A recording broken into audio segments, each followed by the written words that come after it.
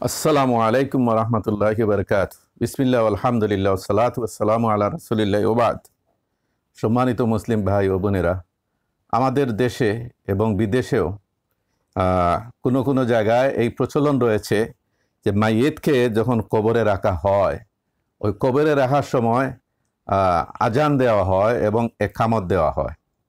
এই যে লোকেরা অতি আবেগে অন্ধ ভক্তিতে এই কাজটা যে করে, মাইয়িতকে কবরে রাখার সময় আজান দেওয়া এবং একামত দেওয়া, তো এর বিধান কি? তো আরব বিশ্বের সাবেক গ্র্যান্ড মুফতি সামাহাতুশ শেখ আব্দুল আজিজ ইবনে আবদুল্লাহ ইবনে বাজ রহিমাহুল্লাহ তার মজমা ফতাওয়া ও মাকালাত মুতানাওয়িয়া এর প্রথম খণ্ডের 439 পৃষ্ঠায় উল্লেখ করেছেন।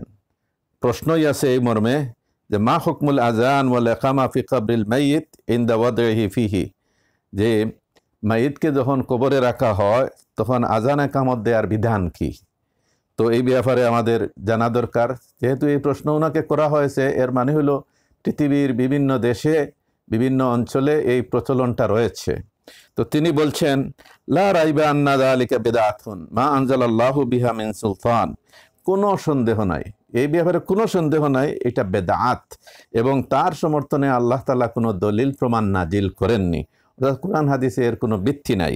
লিআন্না যালিকা লাম ইউনকাল আন রাসূলিল্লাহি সাল্লাল্লাহু আলাইহি ওয়াসাল্লাম ওয়া আন আসহাবিহি, কেননা এহেন কাজ এটা আল্লাহর রাসূল থেকে বর্ণিত হয়নি, রসুলের সাহাবীদের থেকেও এটা বর্ণিত হয়নি।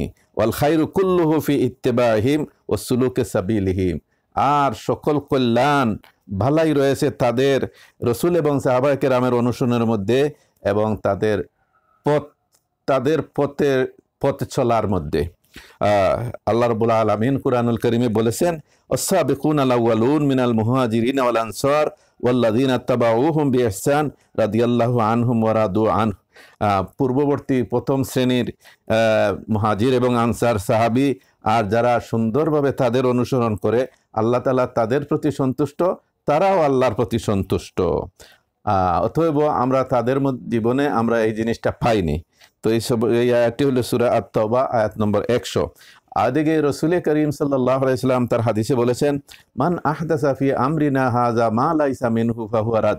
যে ব্যক্তি আমাদের এই দিনের মধ্যে এমন কোনো কিছুর উদ্ভাবন করবে, আবিষ্কার করবে যা এর অন্তর্ভুক্ত নয়, এটা পরিত্যাজ্য, প্রত্যাখ্যানযোগ্য। অপর শব্দে আসছে, তিনি বলেছেন, মান আমিলা আমালান লাইসা আলাইহি আমরুনা ফাহুয়া রাদ। আর যে ব্যক্তি এমন কোনো আমল করবে যে আমল আমাদের নির্দেশ, আমাদের দিন, আমাদের শরীয়ত সমর্থন করে না, অনুমোদন দেয় না, এইটাও পরিত্যাজ্য, প্রত্যাখ্যানযোগ্য। রাসূল করিম সাল্লাল্লাহু আলাইহি ওয়াসাল্লাম আরও বলেছেন, শাররুল উমুরি মুহদাসাতুহা ওয়া কুল্লু মুহদাসাতিন বিদআহ। সর্বাপেক্ষা নিকৃষ্ট মন্দ জিনিস হচ্ছে দিনের মধ্যে ইবাদত হিসাবে নব উদ্ভাবিত বিষয়সমূহ, আর প্রত্যেক নব উদ্ভাবিত বিষয় হচ্ছে কি বেদাত। এই হাদিসটি ইমাম মুসলিম বর্ণনা করেছেন। সাল্লাল্লাহু আলা নবিনা মুহাম্মদ ওয়া আলিহি ওয়া সাহবিহি ওয়া সাল্লাম। এটা শেখ বিন বাজ রহিমাহুল্লাহর ফতোয়া থেকে আপনাদেরকে শোনালাম। মুসনাদ ইমাম আহমদের মধ্যে আল্লাহ রাসূল সাল্লাল্লাহু আলাইহি ওয়াসাল্লামের একটা হাদিস রয়েছে, মান সানা আমরান মিন গায়রি আমরিনা ফাহুয়া মারদুদুন। যে ব্যক্তি এমন কোনো কাজ করবে যেটা আমাদের শরীয়তের অন্তর্ভুক্ত নয়, আমাদের আদেশ এটাকে অনুমোদন দেয় না, সমর্থন করে না, এটা পরিত্যাজ্য, প্রত্যাখ্যানযোগ্য। হযরত হুযায়ফা ইবনুল ইয়ামান বলছেন, কুল্লু ইবাদাতিন লাম ইয়াতাআব্বাদহা আসহাবু রাসূলিল্লাহ সাল্লাল্লাহু আলাইহি ওয়াসাল্লাম ফালা তা'বুদুহা ফাইনাল আউয়ালা লাম ইয়াদা লিল আখিরি মাকালা। যত ইবাদত রসুলের সাহাবীরা করেননি, তোমরাও এই সমস্ত করবা না, কারণ প্রথম ব্যক্তি পরবর্তী ব্যক্তিদের জন্য একটা কথা বলারও সুযোগ রাখেননি। অতএব পৃথিবীর যেখানে যেখানে মাইয়িতকে, মৃতকে কবরে রাখার সময় আজান দেওয়া হয়, অতঃপর একামত দেওয়া হয়, এটা অবৈধ, এটা বেদাত, এটা নাজায়েজ, এটা কোনো অবস্থাতেই সত্যিকারের সুন্নাহ অনুসারী নবী প্রেমিকদের পক্ষে এই কাজটা করা বৈধ হবে না, উচিত হবে না, ঠিক হবে না। আল্লাহ তাআলা আমাদেরকে সহিহ সমঝ দান করুন, হেদায়েত দান করুন। সুবহানাকাল্লাহুম্মা বিহামদিকা আশহাদু আল্লা ইলাহা ইল্লা আনতা আস্তাগফিরুকা ওয়া আতুবু ইলাইক।